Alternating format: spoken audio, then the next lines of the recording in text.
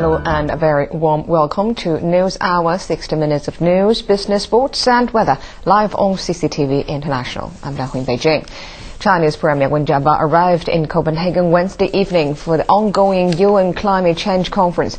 The conference is set to end on Friday, and Wen's attendance is an indication of China's determination to control greenhouse emissions.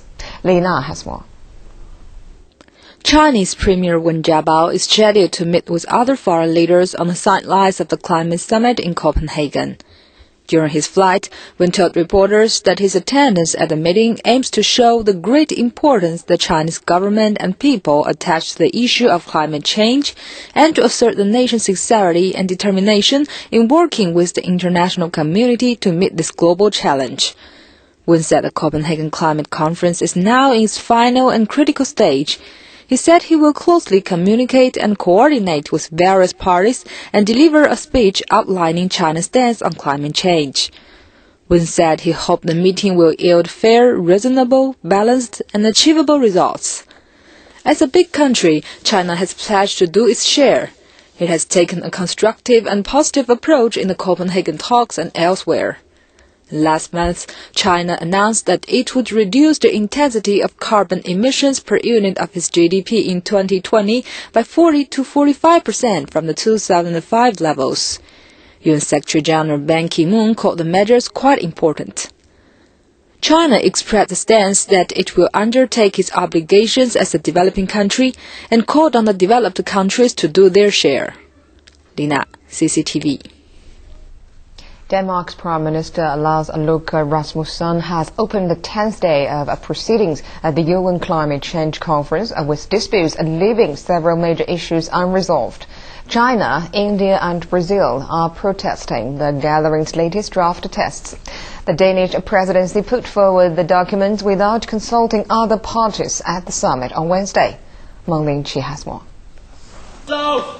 China's representative in Copenhagen is warning that the conference presidency's move could very much endanger the goal of a successful outcome. We all came here with a very strong determination to make Copenhagen a success. But we need to, in order to achieve that, we need to have a very just process. That is very important.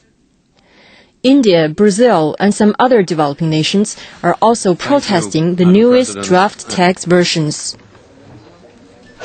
From the current state of negotiations, it appears that the developed countries are not prepared for a comprehensive outcome at Copenhagen that would bind them to fulfill the commitments for emissions reduction under Kyoto Protocol and the UNFCCC. Many nations are demanding that a legally binding climate treaty be reached in Copenhagen, but divisions between developed and developing countries, mainly over emissions reductions and financing, are eroding the chances to seal a deal.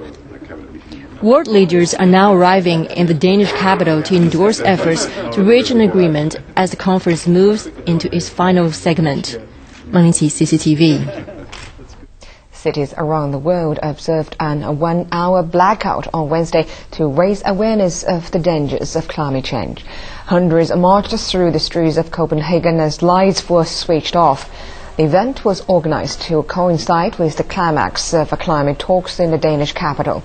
193 nations remain deadlocked in talks to reach a deal on curbing global warming. The 10-day-old talks ran into dispute as they entered a critical stage on Wednesday, just 2 days before more than 100 national leaders hope to sign an historic agreement. The least developed countries are urging industrialized nations to fulfill their commitments on climate change. The Prime Minister of Lesotho, Parker Letha Mosisili, delivered a statement on behalf of the least developed countries at the high-level segment of the UN Climate Change Conference. He called on industrialized nations to fulfill their financial, technological and capacity-building commitments.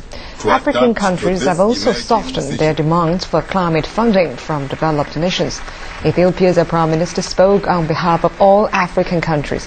He says he supports $100 billion in annual financing from industrialized nations to help the developing world by 2020. He also backs short-term funding, a position that falls in line with suggestions by the EU and the US. I support the establishment of a startup fund of $10 billion per annum for the years of 2010 to 2012 to be used to address urgent adaptation and mitigation tasks, including forestry, and to prepare plans for more ambitious programs later on. And South America speaks out. Bolivian President Evo Morales and Venezuelan President Hugo Chavez are also in Copenhagen to attend the climate change conference.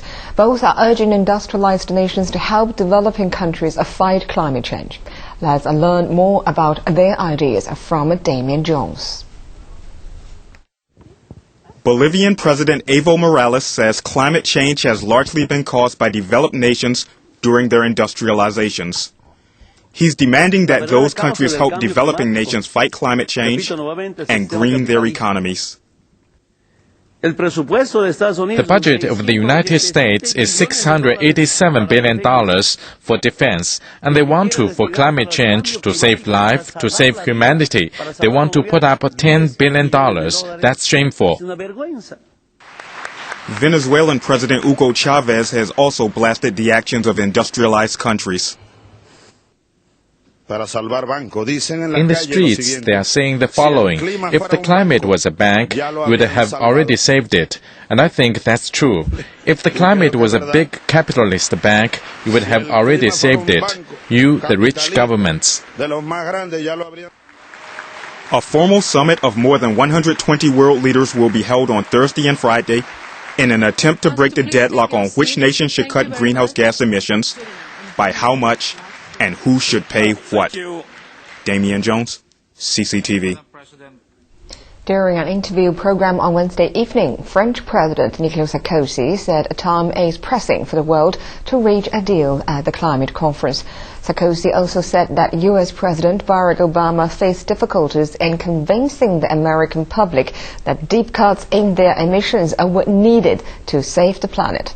Still, Sarkozy, who is pressing for a one-third cut in emissions by 2020, called on America to lead the way. To that answer, you in the United States are the leading power in the world. The world's most powerful country must show the way forward and not follow. Also in Copenhagen, Japan unveiled its aid package worth $15 billion in total. The funds will help developing countries fight climate change through 2012. Environment Minister Sakihito Ozawa said that Japan considers its responsibility to the international community to be very important and will support a broad range of developing countries. Japan also joined the US, Australia, France, Norway and Britain in the $3.5 billion forestry preservation plan.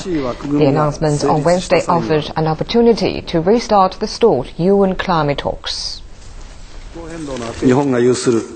Japan will implement efficient and effective assistance to the developing countries. For example, the taking or using of low-carbon technology, which is state-of-the-art technology, and the expertise that we have. We will assist the developing countries in their mitigation efforts, and also we will help the developing countries, especially vulnerable and the small island states, to help with adaptation and capacity building. Coming up next on News Hour, Chinese Vice President Xi Jinping arrives in South Korea for the second leg of his four-nation Asian tour.